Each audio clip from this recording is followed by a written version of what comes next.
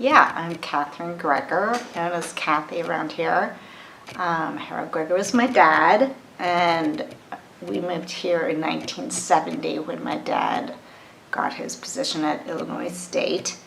And he was very talented. He had already been a professor at San Diego State. He was ambitious. He was building a career. And he was fortunate enough to come to a university where he found these wonderful colleagues. And there was a whole group of them in the 70s. But in particular, Harold Boyd and Ken Holder became these colleagues that were also almost like the pacers in the peloton. You know, like you need these other racers racing alongside you to do your best. And they were moving up the ranks at the university, moving from probably assistant to associate to full professor, tenure, then there was distinguished professor, and to move up in the ranks, because they were all former military, so they understood that you had to achieve certain things. And so having gallery representation, being in shows, exhibitions, group exhibitions, solo exhibitions, who bought your work, what collections you were in. It wasn't just a matter of ego, it was actually a matter of professional and career progress. You had to do those things.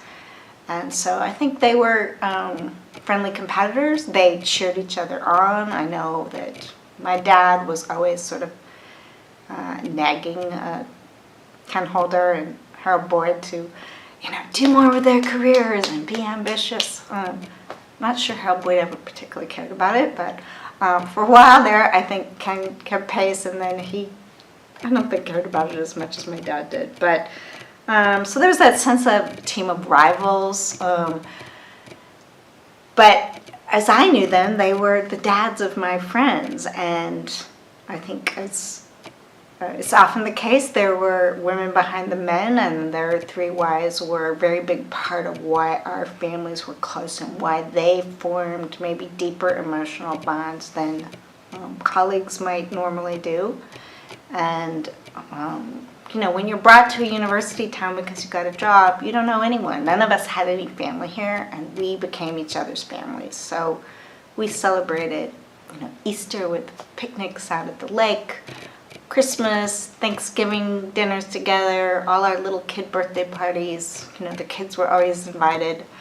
And so there was a lot of really deep bonding that I think happened on that front too. And these women were also very bright, pursuing advanced degrees. Jan was a teacher herself.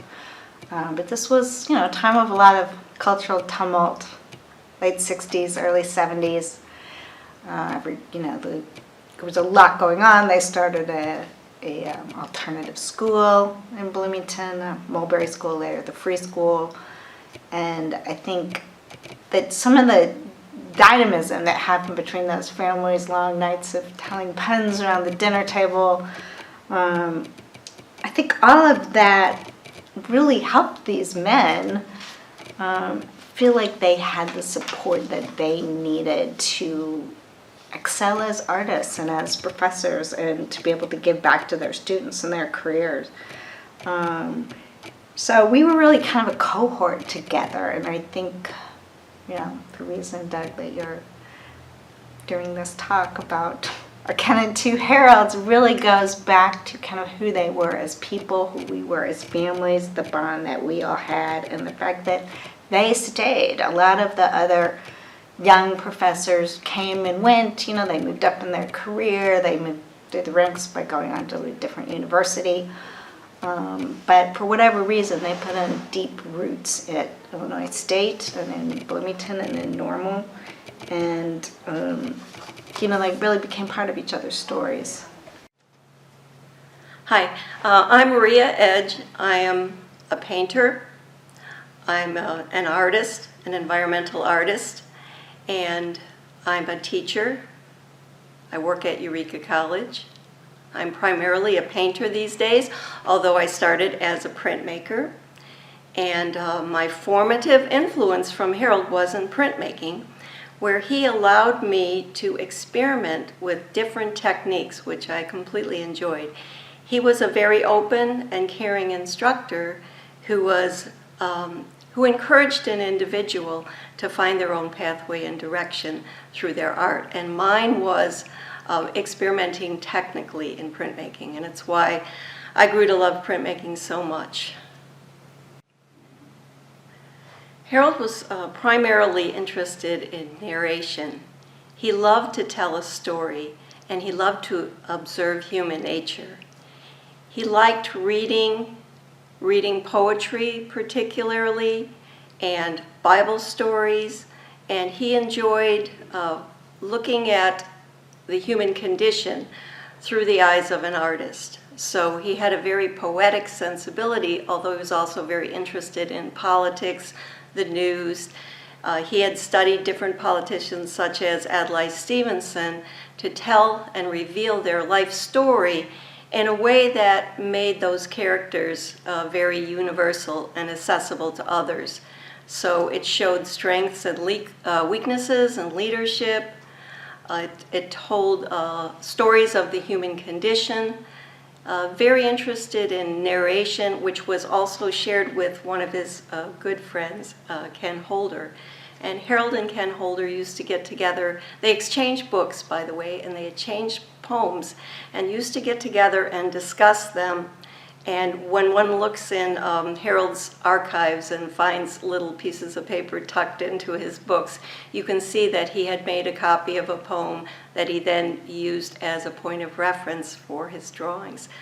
So he was highly influenced by the news, politics, the human condition, stories, and basically narration, telling about the human story. It just blows your mind where his brain would go, in making art. And so those cages, going back to those cages that I was talking about earlier, they started showing up in other paintings. He would, all right, there's a huge painting here of a cage. Sometimes they were like really long, like 12 feet long and 4 feet tall. And then he would come back and you'd see these cages, but they were smaller and they were somewhere in the painting, in back of a portrait. I have a painting of Rod Carswell, this painting with Rod Carswell, and behind him is a cage. I should have brought that because it's a really interesting painting that shows so many different. It has a painting in one of Laura's cut paper designs. Has all these references to Jay Kahn, who was a former professor, painting professor here. It's just, his mind really didn't stop at one thing. It just exploded, But self-portraits, he could do self-portraits like crazy. Yeah. I don't know how many self-portraits he made. I have 3 in my house. I think he might have done a dozen of them. I mean, when he started doing a painting, he just didn't do one painting. He did lots of them in one, like, okay, I'm going to do self-portraits. Or roads going in. When we lived out in the country between 2001 and 2009, I don't know how many road paintings he did. You just can't help it. You see roads, and we lived in, 9 seasons where there was corn, there was, harvesting, there was raw fields with just sticks, things coming out, just out of the fields. There was the grassy, hilly areas. There's the perspective. So he had so many different combinations of just road paintings. So when he started on an idea, he just kept going and kept going and kept going. It means a lot. Wansoo Kim, just to endow, so it means an enormous amount. We are so proud to have that in perpetuity. And I know Drake Zimmerman also had a scholarship in Ken's name, but that I think that has a sunset to it in 5 years. So I'm not sure when that drops off. But for Wansuk Kim to come back and honor her former professors is unbelievably gratifying, and we're so proud of him. And I have to say this, that one of the things that Ken is the most proud of, and it brought tears to his eyes, was how much he adored his children. He just, I remember him with tears in his eyes talking about how much he loved his children, his girls. And that just makes, all the difference too. He was so loving and funny and smart. He's so smart. And musical, could sing. I can't say enough about him. I miss him a lot. Harold went to the Towanda Flea Market one 4th of July, and while he was walking around, he saw a seed corn bag, and on there was an image that had inspired and started him on his flatscapes, which actually are aerial views of farms done in sort of pop, interesting colors, not the realistic colors. And that's what was featured on this bag of the seed corn bag. So he went to this studio and thought, yes, I'm going to do that. I'm going to hire an airplane, which he did, and the airplane would fly him around the area that surrounds Bloomington Normal, and he would take a photograph from the sky going about 360 degrees around each farm. And then he'd take these different slides, which he used then, and he would choose the composition he liked. But then he says, you know what, I might take a little artistic license. I might have to move a shed over or take one out or add a bush or a tree line or something. And he used something called color form space or hue contrast, which is very hard for a lot of artists to do. But Harold was a colorist and knew that almost internally he was gifted so much with this art. One of the events in my life I feel very good about is that when Barack Obama was elected senator from Illinois, that he went to Washington, D.C. to open his senatorial office. And the senatorial offices are really large places. And so I got a phone call from his secretary, Lily, and she asked, do you have any work available that would fit on a 14-foot wall? And it just happened that I had a big painting, 5 by 7 foot painting, landscape number 120, that had come back from a show. And I sent them slides of it, and they said, okay, they'll accept that. And the painting then got shipped to the Obama senatorial office. And it was pictured in the New York Magazine with the President, or then Senator Obama, sitting on the bench or the couch in front of the painting.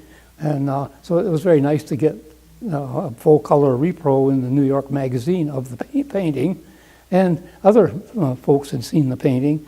And then one day, after President Obama became president, and that was in January of '09, that we wondered what would happen with the painting that was in the Senate office.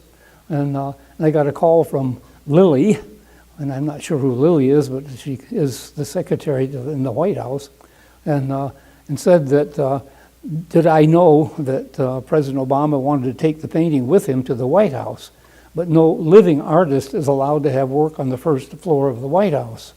And so I said, well, and I'm still alive. And she said, well, the presidents usually get what presidents want. And so the painting was shipped over to the White House, and yes, it was displayed for 14 months on the first floor of the White House in the president's private dining room. which happens to be right next to the Oval Office. So that was very nice to get that close with the painting. They invited us there, and dumb me, I never got around to going to Washington, D.C., so I never saw it there. But my gallery dealer did, and it's all confirmed that it really was there. But when the 14 months were up, I got a call from his secretary, Lily, again, saying, "Oh, you're still alive," she said. And I said, "Yeah." And he said, "Well, we've got to take the painting out." They told us that 14 months was long enough, and they took the painting. And the painting is now with Senator Durbin in Senator Durbin's office, and will be there for quite a while, because Senator Durbin will be the senator for the next 3.5 years, and in 3.5 years the Obama Library will be completed. And at this point, anyway, we have high hopes that I intend to gift the painting to the Obama Library. And as far as I know, at this point anyway, they're willing to accept it. And so we'll see, but we feel very good about having that painting in the Obama Library on permanent acquisition. She came ready, but she didn't know it. But those Koreans,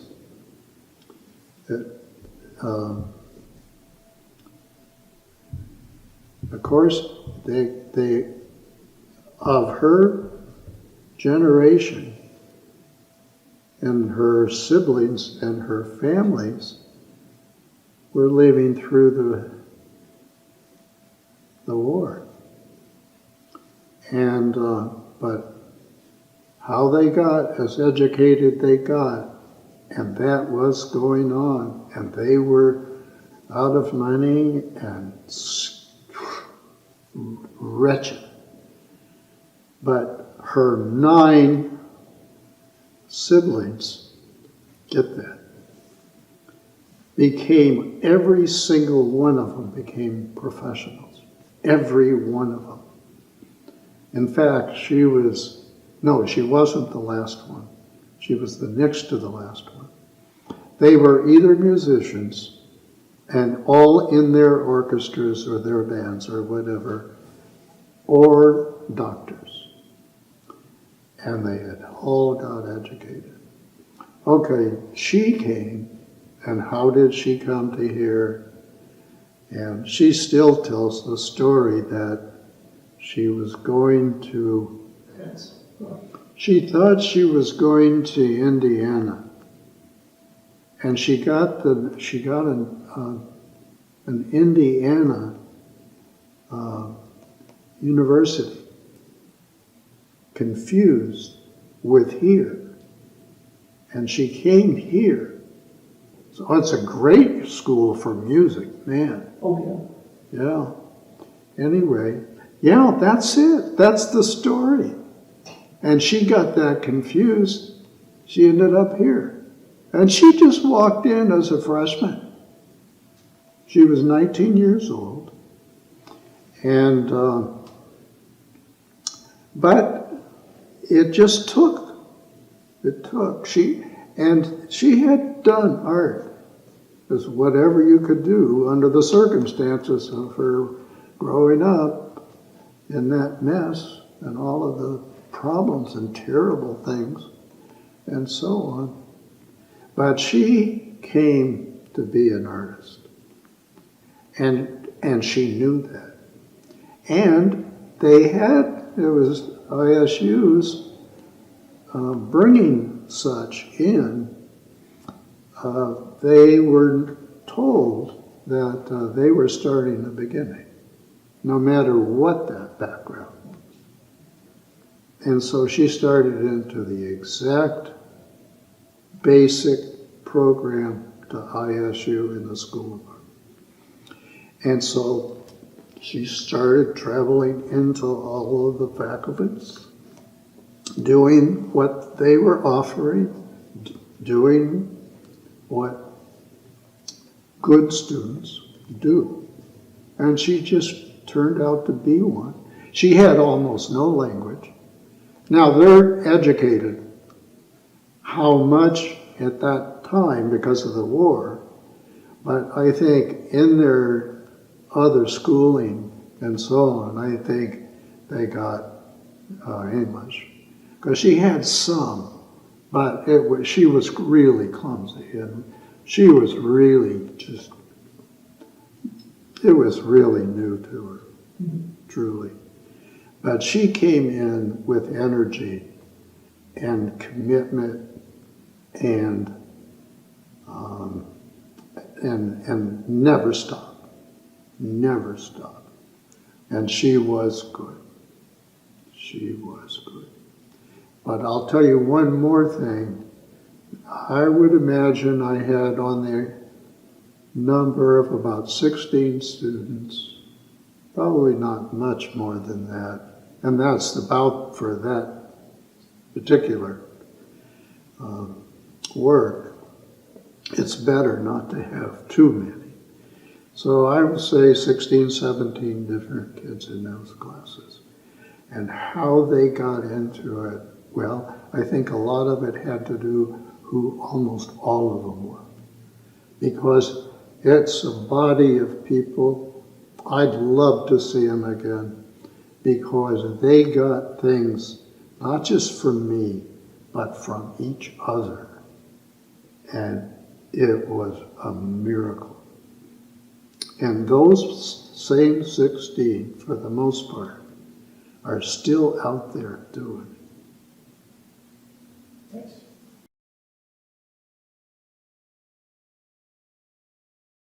I've lived here, well, it hasn't been 60 years yet, but won't be too long. But I have never not been displeased that I've lived here. I know Ria really feels that strongly too. And so there's something about it. I can't even really define it, but I've been able to do everything that I wanted to do. And I think that's a pretty good thing to say. I liked my college. I loved my work at ISU with my students. I've got this, if I can get it together. And I feel lucky. The Twin Cities make me feel lucky, including the people. The people. Yes. And it's big enough that if you're pining for more things, there's probably out in the world. But I always think I've got about anything that I need. So what's worse than that? Yes. Anyway, no, I've not regretted. Never. No, not at all. Nice. I got a number of people came. No, it was very popular because I had people coming over from Champaign when they would cut. The ones that came to look went back and told their a lot of those people came over and they left notes and stuff about that show. Nice. And that's one of the times. It was kind of like the sculptures out at the airport. Once I made those things and got so happy to get them up because I was dying of having made them, but then I would go out there at first. I gave that up a long time ago, but when I first went out to see them installed and watched people and their kids move around out there, and I thought, by God, there's a reason for us doing what we're doing. Those of us who came to school in the mid-70s were greeted in an auditorium at the Center for Visual Arts and told that less than 10% of us would pursue careers in the arts and continue in the arts. I will say that it's very likely that that statistic is way off and that there's a very high percentage of students that worked in the 70s, the 80s, the 90s, and even into the 2000s that worked with Harold, and Ken and continued into their careers because of them, because of their commitment to their careers, and because they were mentors by example. They didn't just talk about it, they actually did it. They didn't just did it, they lived it. Being an artist was their life, it was their identity, it was who they are. And they were all three capable of communicating that through their teaching, through their mentorship, with different strengths, but what they had in common with is faith. They had faith and belief in the process and its value. And that's one of the highest shared commitments that they had, that they passed on to their students. And it's so much fun now to talk with students who had the Harolds and Ken as teachers, because we share a lot of the same vocabulary, we share a lot of the same experiences, and even though there's a span of many years, there's a grounding, there's a groundwork of the significance and the importance, the value of doing this, of doing the life as an artist, a teacher, a creator, a maker, the value of it.